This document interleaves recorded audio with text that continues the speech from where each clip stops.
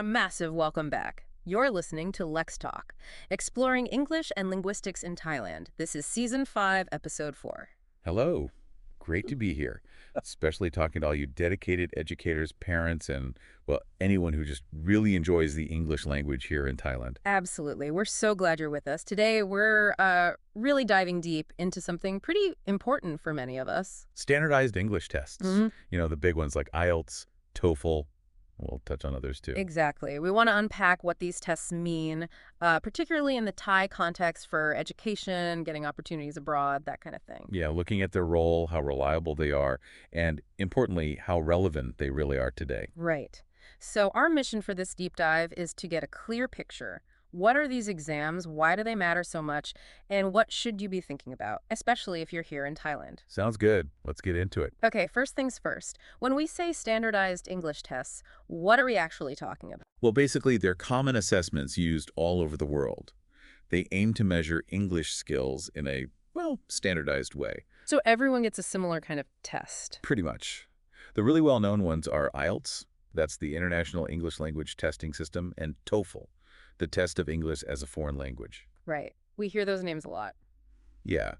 But there are others too, like TOEIC, which is often for workplace English, PTE academic, and increasingly the Duolingo English test is popping up more. Okay, quite a few options then. And why do people generally take them? What are they used for? Oh, several key reasons. Yeah. University admissions are a big one, especially internationally. We're getting into uni abroad, yeah. Definitely. Uh-huh. Also for things like work permits, immigration requirements in some countries, scholarship applications, Yeah. and even some professional bodies require them for registration or licensing.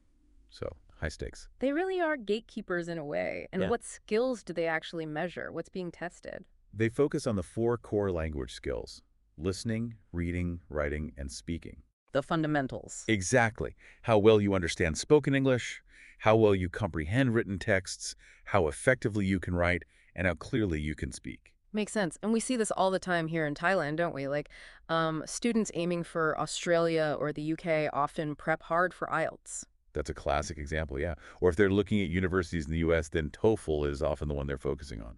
Right. So while they both kind of serve a similar purpose, you mentioned IELTS and TOEFL are the big ones. Are they interchangeable or are there differences? Ah, that's a great question.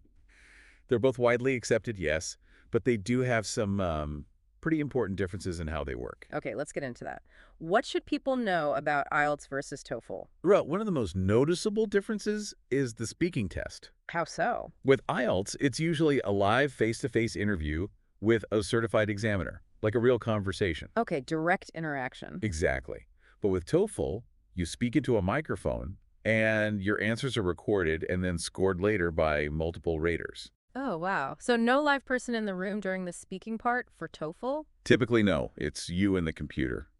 A very different feel. Yeah. I can imagine. Some might prefer one over the other. What about the writing sections? Are they similar? They also have different structures. For IELTS academic, Task 1 usually involves describing some kind of visual information like a graph, chart, or diagram. Right, interpreting data visually. Uh-huh. And then Task 2 is an essay responding to a specific point of view or argument. Okay. And TOEFL? TOEFL writing has 2 tasks as well, but they're different. There's an integrated task where you first read a passage and listen to a short lecture on the same topic. Ah, so combining skills. Precisely. Then you write a response summarizing and comparing the information. The other task is an independent essay, which is more like the IELTS Task 2, arguing your opinion on a topic. Interesting. So different types of writing prompts, testing slightly different abilities there, and scoring. How do they compare? Also different systems. IELTS uses a band score system from 1.0 up to 9.0 with 0.5 increments. 9.0 is like native level expert user. Okay, a 9-band scale. Yeah. TOEFL gives a total score out of 120. Each section, reading, listening, speaking, writing, is scored out of 30 points. Got it. 120 total points versus a band score. And the actual test delivery? Paper or computer? Well, IELTS offers both paper-based and computer-delivered tests in many locations now, so you might have a choice. Flexibility there. Kind of. Yeah. TOEFL, though, is primarily delivered via the internet, the IBT, Yeah. or internet-based test. Yeah. So you're almost always taking it on a computer. Right, so lots of differences in the actual experience, even if institutions accept both. Definitely. And it's crucial because some universities or countries might actually prefer one over the other, so you always need to check the specific requirements. Good point. Now, these tests are, well, they're not without their critics, are they? What are some of the common issues people raise? Yeah, there are definitely discussions around them. One common point is the potential for cultural bias. Test topics or question formats might sometimes assume background knowledge that isn't universal.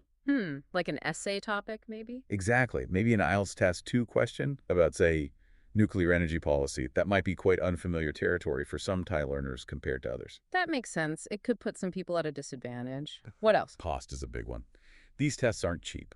Definitely not. And the fees, plus maybe travel to a test center, can be a real financial burden for many families here. And test center availability isn't always great outside of Bangkok either. Right. Accessibility issues, too. And the pressure. That must affect how people study for them. Oh, absolutely. It's high-stakes testing. The pressure can lead to preparation that focuses heavily on, let's say, cracking the test. Like learning tricks and templates. Exactly.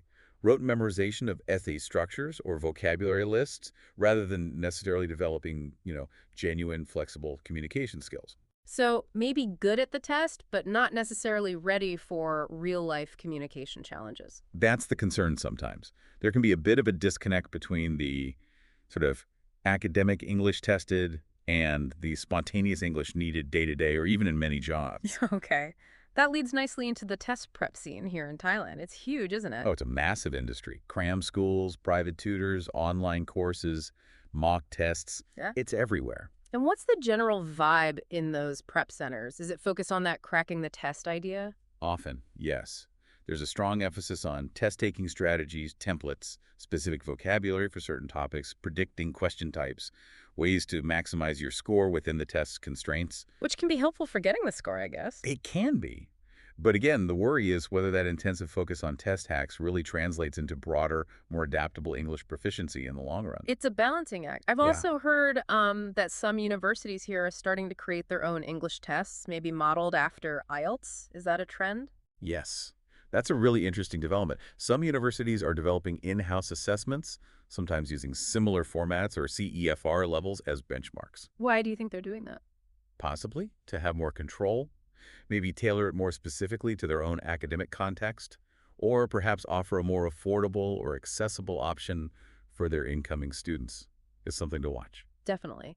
And based on your experience observing test takers in Thailand, do you see any common patterns in performance, like areas where people tend to do well or struggle? It's a generalization, of course, but often Thai learners show strengths in reading and writing, maybe reflecting how English is often taught here with a focus on grammar and structure.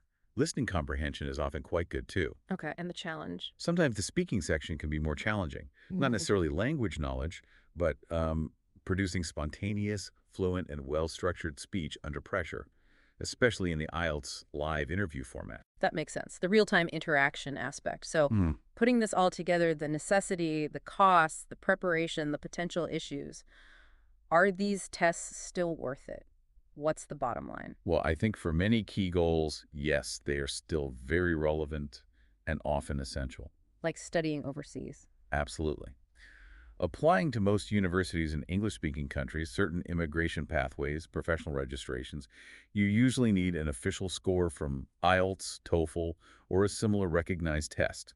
They provide that common benchmark institutions rely on. So for those specific doors, they're still the key. Pretty much. But it's also important to consider alternatives or complementary approaches. Like what? Well, as we mentioned, the Duolingo English test is gaining acceptance in more places, often seen as more accessible and affordable. Okay, that's one option. And those internal university assessments are another factor now. Plus, for educators tracking student progress day to day, using things like CE4-based rubrics or regular classroom assessments gives a much richer picture than a single test score. Right, looking beyond just the one big test. Exactly. It's about balance. Preparing students for the test if they need it, yes, but also focusing on building real, authentic communication skills through engaging activities, interaction, using English for real purposes. So the takeaway message is These tests, IELTS, TOEFL, they can absolutely open doors. They provide valuable recognized credentials. But they're just one piece of the puzzle, one way to measure English ability. And we shouldn't let test preparation completely overshadow the broader goal. Precisely. The ultimate goal for educators, parents, everyone, should be helping learners become confident, competent communicators in English, not just, expert test takers. Well said. It's about communication first and foremost. Definitely. And speaking of related topics, for our next deep dive, we're planning to look into the world of private tutoring for English here in Thailand. Oh, that'll be interesting. Its growth, the impact on equity. Lots to discuss there. For sure. Okay, fantastic. Well, that wraps up our dive into standardized tests for today. Huge thanks for sharing all those insights. My pleasure. And to all of you listening, don't forget to follow LexTalk on all our platforms. We're on our website, YouTube, Facebook, LinkedIn, SoundCloud, and Spotify. Just search for @LexTalk Podcast. Yep. Find us there. We drop new episodes exploring English and linguistics in Thailand every Monday, Wednesday, and Friday. So join us next time. Until then. Let's talk. Let's learn. Let's Lex talk. Let's talk, let's learn, let's Lex talk.